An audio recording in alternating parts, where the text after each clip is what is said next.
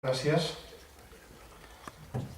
Mireu, jo procuraré aportar una visió no diferent, però sí intentar buscar algun matís que no s'hagi dit. A Barcelona va descobrir el mar quan l'Olimpiada. El mar ja hi era. Van tirar a terra uns edificis que hi havia i Barcelona i Catalunya va descobrir que hi havia el mar. I del mar n'han tret un rendiment perquè és un espai molt maco. Nosaltres vàrem descobrir les colònies tèxtils, en el bon sentit de la paraula, quan el Pere Vall va obtenir un premi, em sembla recordar, de la Caixa de Manresa, arrel d'un treball que havia fet, i aleshores una mica el territori va ser quan es va donar compte que hi havia un fet singular aquí a la comarca del Berguedà, que era que teníem moltes colònies tèxtils amb molt pocs quilòmetres de distància, i aquest era un fet diferencial. A moltes comarques busquen fets diferencials i els hi costa molt de trobar, no en troben. I poques vegades es pot vendre una comarca o un país si no es tenen fets diferencials. Nosaltres el tenim. Tenim les colònies tèxtils. Tenim d'altres coses. Tenim paisatge, tenim moltes altres coses, però ens estem referint ara a les colònies tèxtils. Una vegada vam descobrir que hi havia aquestes colònies i que era un fet singular, la primera pregunta era que el que es podia suggerir a través d'aquest estudi, d'aquest projecte, era que hi havia molt gasto a fer. Per què? Perquè estaven en un estat de deteriorament molt greu i aleshores això suposava que cada una d'aquestes colònies tenia que fer unes restauracions molt importants.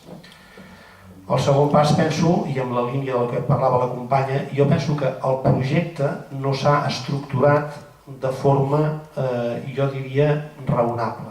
M'explicaré. És tan important tenir una idea del que hem de fer com de en quin ordre s'ha de fer. I jo penso que aquí sí que hem fallat i tenim part de culpa tots els que hem intervingut. Jo crec que hem fallat amb l'ordre. Aleshores s'han fet moltes actuacions, s'hi han esmerçat molts recursos, però potser no de la forma que hauria hagut de ser. I això ha suposat que, per exemple, una de les primeres decisions que jo vaig prendre com a alcalde l'any 2003 va ser que el que es volia fer en aquell moment era aixecar un pis a la Torre de l'Amo de Viladomiu Nou. I amb això m'hi vaig negar rotundament i n'estic orgullós i satisfet. Per què?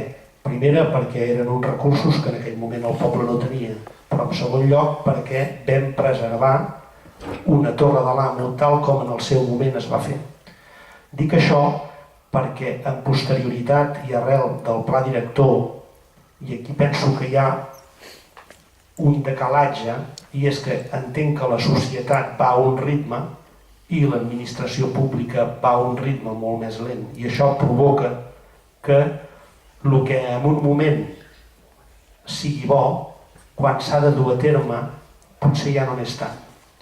L'argument que en el seu moment es va plantejar a l'hora de fer el pla director d'augmentar l'edificabilitat de les colònies tèxtils era perquè el que s'entenia era que cada colònia tenia que tenir uns habitants que li permetessin tenir un seguit d'equipaments.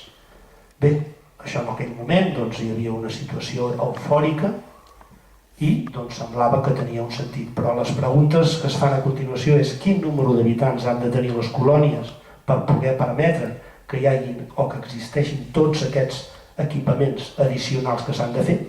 Aquesta pregunta no s'ha contestat i a l'hora d'ara tenim que hi ha uns projectes i difícilment es poden portar a terme. Això em fa pensar que seria bo potser que les colònies, si realment creiem que les colònies són a la comarca del Berguedà, ho sabem tots, però que és un fet diferencial que ens pot reportar un turisme industrial de qualitat que ens ajudi a superar aquest moment, jo penso que la primera pregunta que hem de respondre és les colònies les volem tal com eren, físicament em refereixo, i jo penso que la resposta ha de ser que sí. Una altra cosa i ben diferent, i que estic d'acord, és que les fàbriques puguin tenir un seguit d'empreses, s'ha parlat de diferents possibilitats, per part meva també ho veig així, però entenc que l'estructura externa de la colònia s'ha de preservar tal com en el seu moment es va fer, a cada una de les colònies del Llobregat.